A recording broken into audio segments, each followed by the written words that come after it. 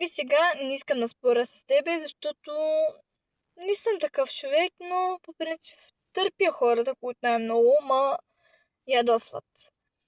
Не знам на колко ти приличам, не знам и на колко си ти, но се съмнявам, че другите хора знаят на колко съм.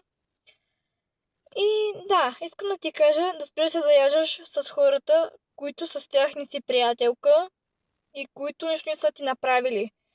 В смисъл, те без нищо ти си тъж самата белята да си направи си някаква бела. И се с някой да се скараш, а това не е хубаво да останеш по принцип сам човек. И спри да се заяждаш, но това не го казвам само на тебе и на другите хора. Да не се заяждаш с другите хора, които нищо не са направили. Да спри да се правят на голямата работа, защото това не е хубаво. Все пак го запомни, защото аз ти го казвам и съм момиче плюс той, както и ти си момиче или момиче, не знам какво си, но си за мен си за момиче, защото така ти пише в профила. И затова хората, които се закачат да спра, защото това не е хубаво и ще го разберат какво е на тяхно място, като идат на другото. И така. И затова спри да се заяждаш.